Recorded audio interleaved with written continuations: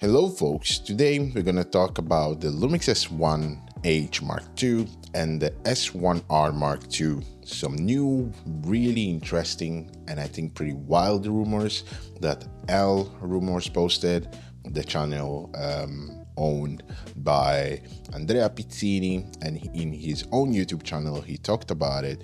And then I went straight to search some Chinese channels, and yeah, they are pretty wild rumors, and now we're gonna get straight into it so you're going to understand why. I'm gonna start from the S1R Mark II because it's the one that, let's say, doesn't really interest me, but I know there are a lot of people out there who are interested in this camera. So it's set to come now in Q1 of 2025, and that delay probably it's because of the market, most probably because the market has changed after Nikon released, the Z6 Mark III. So there are quite some improvement that probably Lumix need to make to the camera to make it even better and more pleasing, even though it's going to have a higher megapixel count than the Z6 Mark III for sure, and the older S1R. So as they were talking about, it seems that it was supposed to have the SL3 sensor, but according to this rumor, it doesn't seem like it. It seems that it's gonna have a megapixel count between 40 and 50 megapixels, and I believe the SL3 has 60 megapixels. So well, no clue what's going on there, but what seems interesting is that they might be going with a stacked sensor or a global shutter sensor.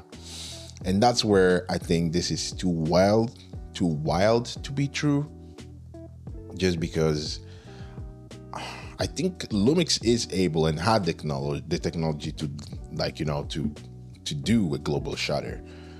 But I'm not pretty sure if they are actually gonna go with the global shutter with this high megapixel count. I mean, Sony is the only one who has a global shutter out there, and the megapixel count of the S9 Mark III, I think it's something like 24 megapixels if I'm not mistaken. If they manage to actually do something like this and at this higher megapixel count, chapeau Lumix, well done. You're going to revolutionize again the camera industry as when they were doing with the GH lineup years ago. And then it's said that it might be that they are going to deliver 8K up to 120 frames per second into a photography body camera. Yeah, I don't think so. Yeah, no. So it seems already too wild, this news, to be true, but let's talk about it, right? It's a news, it's out there, why not? But now let's go straight in the S1H Mark II, the camera that interests the most, that I am interested the most into, and the industry is the most interested into.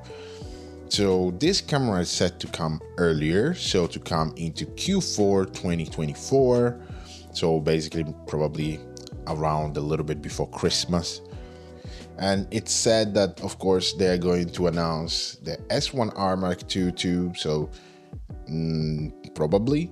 It's said that it's going to have the same 24 megapixel count that the S5 Mark II has, the S5 Mark II X have, and the S5 had too. And most probably this one though is gonna have a stacked sensor, or anyway like a faster readout sensor, because the rumor says that this camera is gonna have 6K up to 50 frames per second in open gate, then 6K up to 60 frames per second raw internally, and then it's going to have 4K 120 without crop and no overheating at all. And then there's going to be some kind of pixel binning 4K, cool for lower rolling shutter. That's what it says. And what it said here, listen and watch well, they might be delivering an amazing dynamic range boost into the S1H Mark II. Yeah, dynamic range boost, which it will help the sensor increase to a whopping 17 stop of dynamic range. Okay, so this will be basically the best mirrorless camera, okay, dynamic range wise, to be out there next year. And I said it all because it looks like most camera companies are basically delivering cool new features, but then they are basically crippling down the dynamic range to achieve all of these things, right? I think only the Canon R5 Mark II actually managed to increase the dynamic range with the C-Log 2 to 15 stop, if I'm not mistaken. So they didn't cripple down the camera for the first time in their lives since they entered in the mirrorless world. Well done, Canon, finally.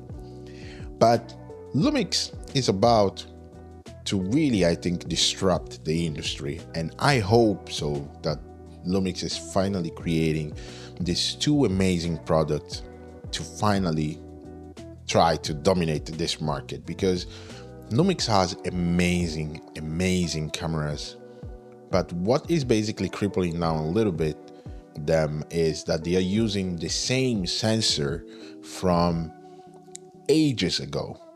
Basically, for what the news says, that they are using a Sony sensor, so basically the same sensor that there is in the A7 III. So it's time, I think, that Lumix move away from that sensor and start maybe creating their own sensor and do more backside illuminated sensors, or like stacked sensor, like something a bit faster. If they want to use the same sensor, do it, because it has an amazing dynamic range and everything. But if they manage to put that more of spiciness that they are already doing, but even more, make it faster, and have kind of a GH7 full frame camera, oh boy.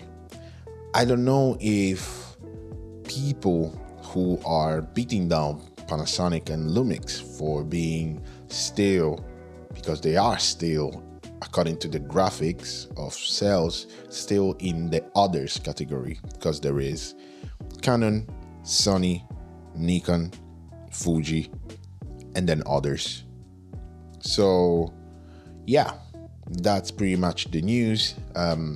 Comment down below and let me know what you think. If this news is too wild to be true, as I think it's pretty too wild to be true, but let me know what you think, and what kind of feature would you like to actually see in the S1R Mark II, and if you want to, even the S1H Mark II. I have already asked about this in another video, but if you want to comment again, do it. And consider subscribing and supporting, and thank you for watching. Take good care of yourself, stay blessed, and I'm gonna see you in the next one.